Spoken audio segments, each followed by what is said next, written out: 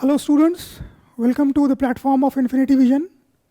Today I am here to discuss with you the detailed paper analysis of physics paper that has been conducted by NEET on 7th May 2023. As we already know that the entire paper was almost on the easy side, means easy to moderate के बीच में ही physics का paper था relative to chemistry and biology.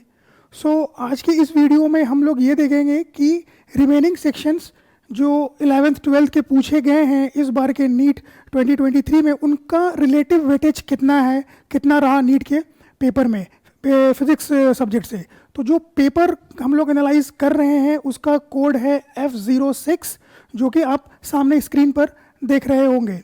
तो start करते हैं. पहला analysis जो पहले स्लाइड्स को अगर हम लोग स्टडी करें तो क्लास वाइज डिस्ट्रीब्यूशन का ये स्लाइड है जो बनाया गया है.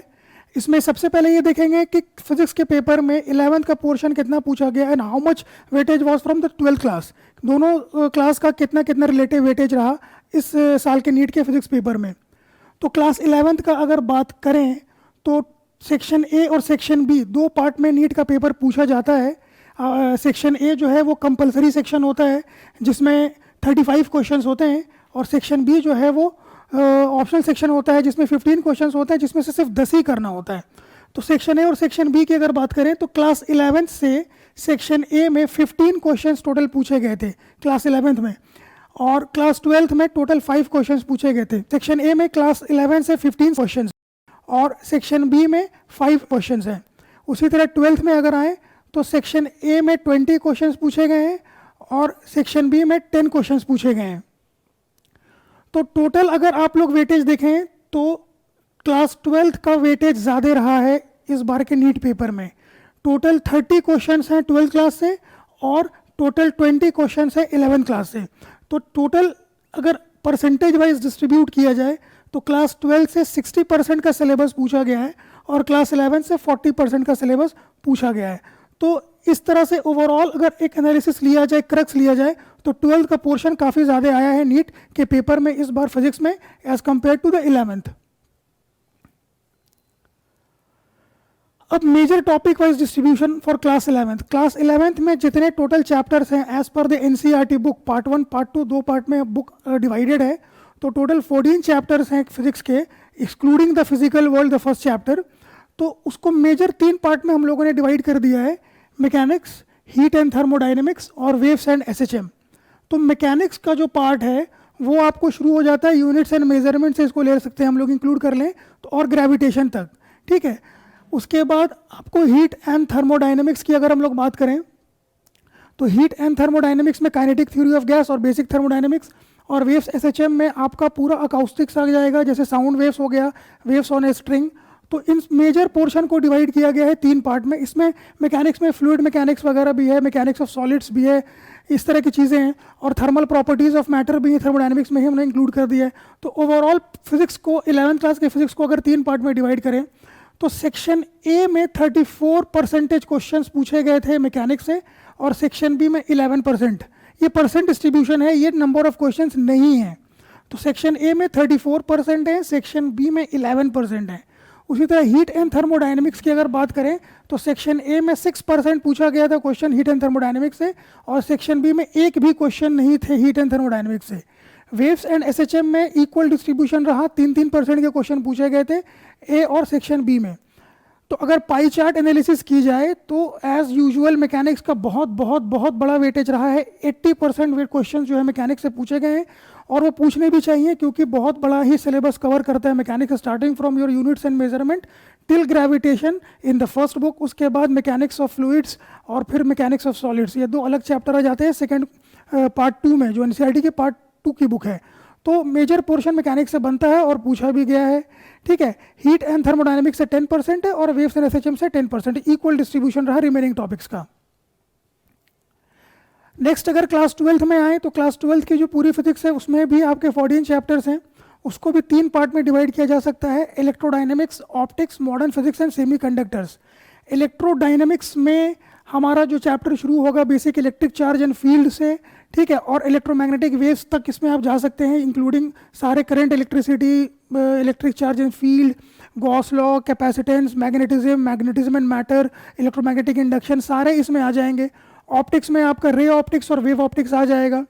और मॉडर्न फिजिक्स एंड सेमीकंडक्टर्स की अगर हम लोग बात करें तो modern physics and semiconductors, modern physics में आपका एटम्स हो गया, न्यूक्लियाई हो गया, ठीक है। उसके बाद आपको पूरे सेमीकंडक्टर में आपको डायोड्स के बारे में जितनी भी सेमीकंडक्टर डिवाइसेस हम लोग को पढ़नी है सबको एक जगह क्रक्स में क्लब कर दिया गया है।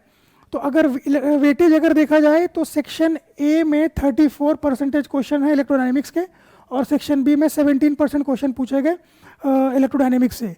ऑप्टिक्स से 66% पूछा गया, इक्वल डिस्ट्रीब्यूशन रहा। और मॉडर्न फिजिक्स और सेमीकंडक्टर से सेक्शन ए में 17% क्वेश्चन है और सेक्शन बी में 5% क्वेश्चन है।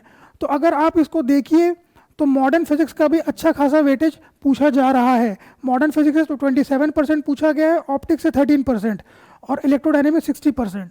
तो जो मॉडर्न फिजिक्स और सेमीकंडक्टर का पोर्शन है जिसको बच्चे स्किप कर जाते हैं, नहीं पढ़ते हैं, ठीक है, तो एक अच्छा खासा वेटेज लेके ये आजकल के एग्जाम्स में आ रहा है। पहले इनका वेटेज इतना नहीं हुआ करता था, बट रीसेंट ट्रेंड अब ये बन गया है कि जो ऑफ टॉपिक्स हैं, ठीक है, उससे भी ज़्यादा क्वेश्चंस आने लगे हैं। और ये जितने भी ऑफ टॉपिक्स होते हैं वो प्योरली थ्योरेटिकल बेस्ड और simple formula put and get के न्यूमेरिकल होते हैं, तो बहुत ज़्यादा स्कोरिंग है। इस एरिया में हमें मेहनत तो करनी है, बट बहुत से कॉन्सेप्ट्स और टॉपिक्स ऐसे होते हैं जो बच्चे नहीं समझ पाते। तो अगर इसको भी स्ट्रॉन्ग कर लिया जाए तो पेपर काफ़ी स्कोरिंग हो सकता है। तो ओवरऑल वेटेज इलेक्ट्रोडायनेमिक्स का ज़्यादा रहा क्योंकि बहुत ज़्यादा इसका सब्जेक्ट है, टॉपिक्स इसके अंडर में आ रहे हैं, तो रिलेटिव वेटेज नो डाउट ज़्यादा ही होगा, ठीक है। ऑप्टिक्स से कम पूछा गया है, बट इसमें भी काफ़ी क्वेश्चन बन सकते थे। मॉडर्न फिजिक्स एंड सेमीकंडक्टर से 27% एज यूजुअल मैंने पहले ही बता दिया है। तो ये ओवरऑल टॉपिक का क्लासिफिकेशन किया गया 11th और 12th में। तो यहाँ भी आप देख सकते हैं कि 11th पोर्शन में मैकेनिक्स का डोमिनेंसी है और 12th में इलेक्ट्रोडायनेमिक्स का डोमिनेंसी है। नेक्स्ट अगर चलें, हाँ, डिफ़िकल्टी लेवल की अगर बात करें नीट के पेपर में, तो जैसे कि मैंने वीडियो के स्टार्टिंग में बताया, overall paper easy to moderate के रेंज में था। डिफ़िकल्ट डोमेन बहुत ही कम था। और सबसे इंटरेस्टिंग पार्ट ये रहा इस बार के पेपर में, जो F06 कोड का पेपर जो एनालाइज कर रहा हूँ मैं, उसमें यह था कि जो डिफ़िकल्ट क्वेश्चंस थे वो मैक्सिमम सेक्शन बी में थे। तो 5 क्वेश्चंस को वहाँ पे छोड़ देने की जो प्रिविलेज है उसको यूटिलाइज करके पेपर को निकाला जा सकता था। डिफ़िकल्ट क्वेश्चंस जो भी पूछे गए थे वो सेक्शन बी में पूछे गए थे। 4 अप्रॉक्सीमेटली 4 क्वेश्चंस थे सेक्शन बी में डिफ़िकल्ट और 1 डिफ़िकल्ट क्वेश्चन सेक्शन ए में। तो उसको स्किप भी किया जा सकता था, उसमें कैलकुलेशन ज़्यादा थी, but majority of easy to moderate question जो है वो सेक्शन ए में रखा गया था। तो अगर डिफ़िकल्टी लेवल पर हम लोग इसको डिवाइड करें तो इजी, मॉडरेट, डिफ़िकल्ट 3 पार्ट में अगर डिवीजन देखा जाए तो इजी जो है, इजी पार्ट का अगर देखा जाए तो सेक्शन ए में 17 क्वेश्चंस ऐसे थे जो इजी साइड से थे और 5 ऐसे थे जो डिफ़िकल्ट, ये सेक्शन बी में जो इजी थे। मॉडरेट में देखा जाए तो सेक्शन ए में 16 क्वेश्चंस ऐसे थे जो इजी साइड के थे और सेक्शन बी में 7, और डिफ़िकल्ट साइड में 2 और 3 का डिवीजन किया गया है।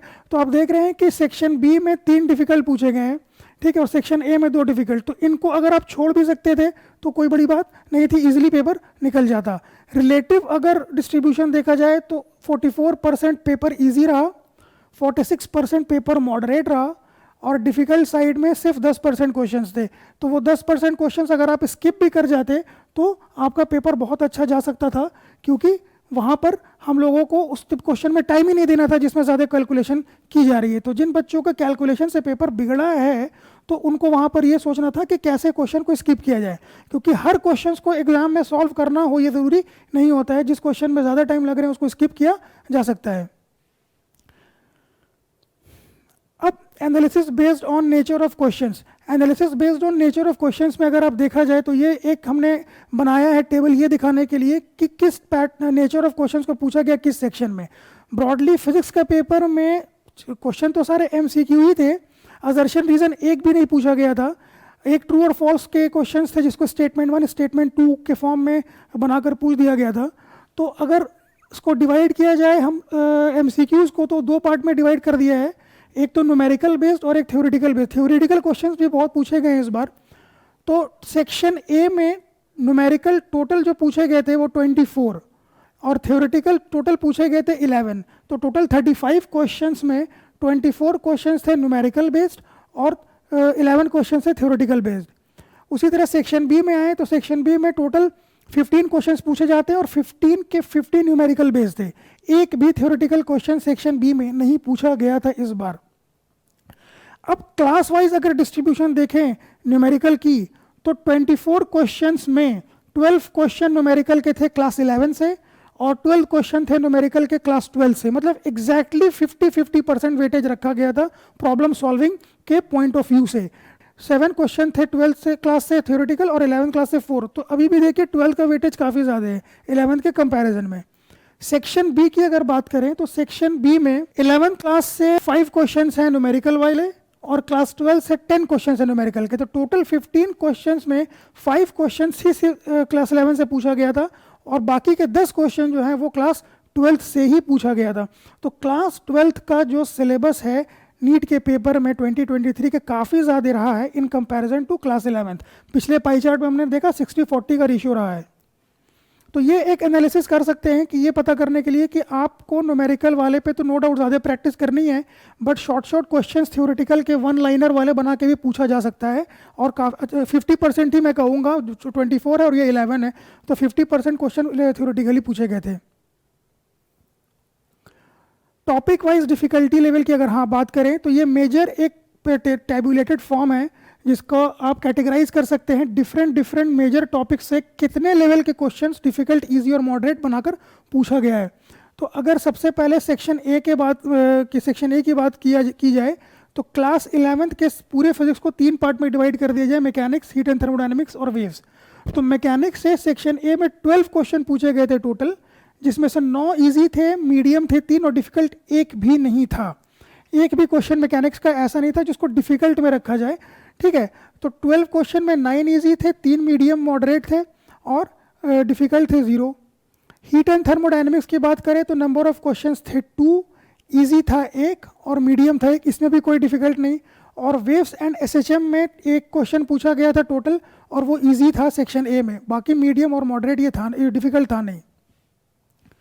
तो सबसे ज़्यादा वेटेज मैकेनिक्स का तो हम लोग ने डिस्कस कर ही लिया है पहले। क्लास 12 के क्वेश्चंस की बात करें तो क्लास 12 में इलेक्ट्रोडायनेमिक्स से 12 क्वेश्चन पूछे गए 12, जिसमें से 8 को इजी रखा गया है और 4 को मीडियम या मॉडरेट जो कह लीजिए। तो इजी टू मॉडरेट ही हमारा फ्लक्चुएट कर रहा है पेपर। ऑप्टिक्स से 2 क्वेश्चन पूछे गए, 1 को मॉडरेट 1 को डिफिकल्ट में रखा जाएगा। और मॉडर्न फिजिक्स एंड सेमीकंडक्टर से 6 क्वेश्चन पूछे गए, जिसमें से 3 इजी थे और 3 मीडियम थे, डिफिकल्ट एक भी नहीं था। तो अगर देखा जाए तो परसेंटेज 62% क्वेश्चन जो है वो आपको इजी साइड के थे, 25% मीडियम थे और 2.8% जो है वो डिफिकल्ट साइड से थे। तो इसमें कोई मैक्सिमम क्वेश्चन जो है वो आपको इजी और मॉडरेट के रेंज में ही रहा है, डिफिकल्ट वाले आप स्किप कर सकते थे। सेक्शन बी की अगर बात करूं, सेक्शन बी की अगर बात की जाए तो क्लास 11 से मैकेनिक्स में 4 क्वेश्चंस आए थे सेक्शन बी में मैकेनिक्स से क्लास 11 से, जिसमें से 1 इजी है, 2 मीडियम है, 1 डिफिकल्ट है। उसी तरह हीट एंड थर्मोडायनेमिक्स की बात की जाए तो हीट एंड थर्मोडायनेमिक्स से 1 भी क्वेश्चन नहीं आया क्लास ये सेक्शन बी में। और वेव्स एंड एसएचएम से सिर्फ और सिर्फ 1 क्वेश्चन पूछा गया था और वो उसको डिफिकल्ट कैटेगरी में रखा गया है, ठीक है। तो टोटल 2 डिफिकल्ट हो गए सेक्शन बी में और 1 वहाँ हो गया सेक्शन ए से, तो 3 अब तक हो गए। क्लास 12 की बात की जाए तो सेक्शन बी में 6 क्वेश्चन इलेक्ट्रोडायनेमिक्स से, इजी 2 थे, मीडियम 3 थे, डिफिकल्ट 1। ऑप्टिक्स से 2 क्वेश्चन पूछा गया सेक्शन बी में, उसमें से 1 इजी और 1 डिफिकल्ट। और मॉडर्न फिजिक्स सेमीकंडक्टर से 2 क्वेश्चन पूछा गया सेक्शन बी से और 1 का डिस्ट्रीब्यूशन है। तो आप देखिए तो 1, 2, 3, 4 और पिछले स्लाइड में अगर आए तो 1, 5, टोटल 5 डिफिकल्ट क्वेश्चन थे 50 क्वेश्चंस में। पूरे 50 क्वेश्चंस के पेपर में सिर्फ 5 ही क्वेश्चंस थे जिनको डिफिकल्ट कहा गया है, बाकी के 45 क्वेश्चंस जो हैं वो इजी टू मॉडरेट थे। तो इन 5 क्वेश्चंस को भी अगर हम लोग लीव कर दें, क्योंकि मैक्सिमम ये पूछे गए थे सेक्शन बी में ही, तो पेपर इजीली निकल जाता। नेक्स्ट अगर हम लोग देखें ओवरऑल डिफिकल्टी लेवल की बात की जाए तो जैसे कि मैंने कहा कि पूरा का पूरा पेपर इजी टू मॉडरेट में ही रहा है इस बार। तो इजी 54% पेपर इजी साइड से था, 36% पेपर मॉडरेट साइड से था और डिफिकल्ट पेपर सिर्फ 10% क्वेश्चंस थे। तो ये काफ़ी ही मतलब इस बार का फिजिक्स का पेपर जो है वो ऐसा नहीं है कि बहुत ज़्यादा टफ फिजिक्स पूछा गया है, ठीक है। आप इजीली सिर्फ और सिर्फ जो है फॉर्मूला पर पुट एंड गेट वाले प्रॉब्लम थे। कोई कोई तो थ्योरी सीधे एनसीईआरटी से उठाकर दे दिया गया है, जैसे कि जेनर डायोड का प्रॉब्लम एक आया था, वो पूरा एनसीईआरटी की एज इट इज़ लाइन को उन्होंने क्वेश्चन में डाल दिया था, स्टेटमेंट वाइज क्वेश्चन था जेनर डायोड का। फिर आपको वहाँ पर ये फोटो इलेक्ट्रिक एमिशन से क्वेश्चन था, थ्योरेटिकल वर्क फंक्शन से बना के दिया गया था, सीजियम के लिए, सोडियम के लिए, पोटेशियम के लिए, थ्रेशोल्ड फ्रीक्वेंसी से उसको कंपेयर कर लेना था। वो सब छोटे छोटे question. Colour coding of resistance से क्वेश्चन बना के पूछ दिया गया था, तो वो कलर कोडिंग का चार्ट जिसको याद अगर होगा तो वो इजीली क्वेश्चन को हैंडल कर लेगा। तो इस तरह से क्वेश्चन थ्योरेटिकल पूछे गए थे छोटे छोटे। तो बहुत ज़्यादा एज सच दिमाग का ज़रूरत, एप्लीकेशन का ज़रूरत नहीं था नीट के पेपर में। अगर आपको ऊपर ऊपर के फॉर्मूला भी याद थे तो इजीली पेपर हैंडल हो जाता। क्लास 11 टॉपिक वाइज डिस्ट्रीब्यूशन की अगर बात करें कि पूरे पेपर में क्लास 11 से किस किस टॉपिक से कितने कितने क्वेश्चन आए, तो आप जैसे स्पाई चार्ट में देख रहे होंगे कि सारे मेजर टॉपिक्स को लिख दिया गया है। इस बार इंटरेस्टिंग चीज़ ये था कि जैसे कि वर्क पावर एनर्जी से एक भी क्वेश्चन नहीं पूछा गया था, थर्मल प्रॉपर्टीज ऑफ मैटर से एक भी क्वेश्चन नहीं पूछा गया था, ठीक है। तो ये जो है आपको एक रेजिस्टेंस का वेरिएशन का सवाल था टेम्परेचर का, तो वो तो करंट इलेक्ट्रिसिटी में हमें पढ़ना ही है, तो उसका थर्मल प्रॉपर्टीज़ में हम नहीं रख सकते। तो अगर ये ओवरऑल टॉपिक वाइज डिस्ट्रीब्यूशन की बात करें तो आप देख सकते हैं कि मेजर वेटेज है लॉज ऑफ मोशन का, ग्रेविटेशन का, और आपको जाकर मोशन इन प्लेन का। मोशन इन प्लेन से 3 क्वेश्चन थे, लॉज ऑफ मोशन से 2 क्वेश्चन थे, और ग्रेविटेशन से 2 क्वेश्चन थे। तो मैक्सिमम एक दो क्वेश्चन ही पूछे गए हैं सारे टॉपिक से, एक बस 3 क्वेश्चन पूछ लिया गया था मोशन इन ए प्लेन से। तो रिलेटिव अगर टॉपिक्स की बात करें तो जो मैकेनिक्स के जो शुरुआती चैप्टर्स हैं उनसे ज़्यादा क्वेश्चंस थे, और जो पीछे के चैप्टर्स है लास्ट में ऑसिलेशन, वेव्स, फिर आपको mechanical properties of fluid, solids, इनसे एक एक दो क्वेश्चंस पूछे गए थे। तो ऐसा सारे टॉपिक को कवर किया गया था सिंपल सिंपल छोटे छोटे क्वेश्चंस बना बना के। क्लास 12 की अगर बात करें तो क्लास 12 के टॉपिक्स में ओवरऑल अगर देखूं मैं तो यहाँ पर लगभग सारे पोर्शन को अच्छे से कवर किया गया है। आपको करंट इलेक्ट्रिसिटी का सबसे मेजर कंट्रीब्यूशन रहा, 5 क्वेश्चन पूछे गए थे करंट इलेक्ट्रिसिटी से। इलेक्ट्रोमैग्नेटिक इंडक्शन से 3 क्वेश्चन पूछे गए, ठीक है। उसी तरह ऑल्टरनेटिंग करंट से 3 क्वेश्चन पूछे गए। तो जो क्लास 12 का शुरुआत के जो चैप्टर से पूरा इलेक्ट्रोडायनेमिक्स है, जैसे कि हमने देखा है, उसका वेटेज काफ़ी ज़्यादा रहा, तो क्वेश्चन भी ज़्यादा बनाए गए। जो ऑफ टॉपिक्स हैं जैसे कि सेमी कंडक्टर इलेक्ट्रॉनिक्स, इससे 3 क्वेश्चन पूछ लिए गए, एटम से 2 क्वेश्चन, न्यूक्लियाई से 1 question, dual nature of matter से 2 क्वेश्चन, वेव ऑप्टिक्स से 1 क्वेश्चन।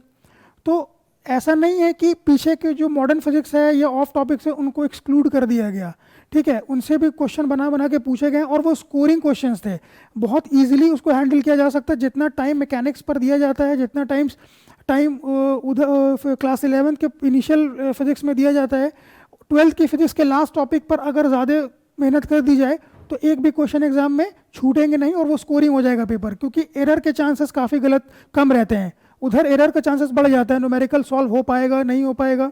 तो इसलिए ऑफ टॉपिक्स पे भी कमांड होना काफ़ी ज़रूरी है। इस वाले सेक्शन पर तो ये देखा जा सकता है कि न्यूमेरिकल सॉल्विंग तो अच्छी होनी ही चाहिए। 24 क्वेश्चंस न्यूमेरिकल के थे, और सेक्शन ए सेक्शन बी दोनों से थ्योरी पूछी ही नहीं गई सेक्शन बी से। तो ओवरऑल नीट का जो पेपर रहा उसमें कंक्लूजन यही कहा जाएगा कि जितने भी आपके 11th और 12th के जो मेजर टॉपिक्स हैं उनको कमांड में तो रखिए ही रखिए, सिर्फ फॉर्मूला पुट एंड गेट वाले प्रॉब्लम्स पूछे गए थे। तो अगर बहुत डिटेल प्रॉब्लम भी नहीं बनाई गई हैं, सिंपल एनसीईआरटी के सॉल्व्ड एग्जाम्पल और उसके फॉर्मूला के एप्लीकेशंस वाले सवाल, कि कोई भी एक फार्मूला है, जैसे कि अगर आपको करंट इलेक्ट्रिसिटी ओम्स लॉ का फार्मूला है, या कोई भी सिंपल फार्मूला ग्रेविटेशन में ग्रेविटेशनल पोटेंशियल का फार्मूला है, तो उनका यूज़ आना चाहिए कि प्रॉब्लम में कैसे करते हैं। रोटेशन में रेडियस ऑफ गायरेशन का सवाल पूछा गया था मोमेंट ऑफ इनर्शिया पर, ठीक है। तो छोटे छोटे सवाल, सिंपल सवाल पूछे गए हैं सिंपल टॉपिक्स के ऊपर, सिंपल फार्मूलाज के ऊपर, उनको बस प्रैक्टिस कर लेना था, बहुत डिटेल न्यूमेरिकल बनाने की ज़रूरत नहीं थी। तो ओवरऑल पेपर जो है वो ईजी ही रहा, मॉडरेट रहा, ठीक है। तो इन जनरल अगर बात की जाए तो फिज़िक्स का पेपर काफ़ी आसान रहा इन कंपैरिजन टू केमिस्ट्री और बायोलॉजी। तो ये था पेपर का डिस्कशन। नेक्स्ट वीडियो में हम डिटेल सॉल्यूशन लेके आएंगे पूरे पेपर का, एक एक क्वेश्चन का, और उस वीडियो में मैं आपको दिखाऊंगा कि एनसीईआरटी के किस पेज से वो सेक्शन उठा के रखा गया है। एज इट इज़ प्रॉब्लम और एज इट इज़ थ्योरी उठा के रख दी गई है एनसीईआरटी से। तो एनसीईआरटी टेक्स्ट बुक जो है वो हमारा एक रेफरेंस बुक है, उससे बाहर जाने की ज़रूरत नहीं है, उसी को बार बार प्रैक्टिस करिए, जितना हो सके प्रैक्टिस करिए, और उसी के पेरीफेरी के प्रॉब्लम्स को सॉल्व करके अगर आप नीट में बैठते हैं तो आपका पेपर ओवरऑल जो है कभी नहीं बिगड़ेगा। जो इसका मेन कोर है नीट क्रैक करने का वो ये है कि आप PYQ लास्ट ईयर के सॉल्व करके रखें अपने फिंगर टिप्स पर, और एनसीईआरटी की पूरी बुक जो आपकी सिलेबस है वो थ्योरेटिकल और न्यूमेरिकल दोनों ही तरफ से आपका कमांड होना चाहिए। थ्योरेटिकल का मतलब ये नहीं कि पूरा लाइन बाय लाइन पढ़ लिया, थ्योरेटिकल का मतलब है कि जो इंपॉर्टेंट टॉपिक्स है जहाँ पर फंसने वाली बात आ रही है, जैसे गॉस लॉ में चार्ज को लेकर सवाल अक्सर पूछा जाता है कि अंदर होगा कि बाहर होगा, ठीक है, मैग्नेटिक फील्ड लाइन से अक्सर फ्लक्स के सवाल पूछे जाते हैं, तो इस बार ही पूछे गए थे। तो छोटे छोटे थ्योरेटिकल सवाल जो बन सकते हैं टॉपिक पर, उन पे कमांड रखें तो ओवरऑल पेपर जो है आपका काफ़ी अच्छा जाएगा। सो आई होप कि आपको आज के एनालिसिस से बहुत कुछ फ़ायदा हुआ होगा और आप ये एनालाइज कर पाएंगे कि अगर आप नेक्स्ट ईयर प्रिपेयर करना चाह रहे हैं तो किन पोर्शंस पर आपको ज़्यादा वर्क करना होगा। तो इस एनालिसिस का बेसिक पर्पस यही था कि आप ये पता कर पाएँ कि आपकी स्मार्ट प्रिपरेशन कैसे हो। तो नेक्स्ट वीडियो में मैं सोल्यूशन से लेकर आऊँगा इस पूरे फिजिक्स के पेपर का जो पूछा गया है, क्वेश्चन नंबर 1 to 50। आप उसको देखिएगा कि कैसे सॉल्व किया जाता है और कैसे ट्रिक्स लगाई जाती हैं, क्या साइंस कॉन्सेप्ट्स को कैसे समझा जाता है। तो एक आपकी कंप्लीट एक वीडियो रहेगी सॉल्यूशन की, तो काफ़ी हेल्प मिलेगा। तो ये मेरी तरफ से था नीट का analysis. I hope you all understood the complete analysis of NEET physics paper that was conducted by NTA on 7th May 2023. Thank you.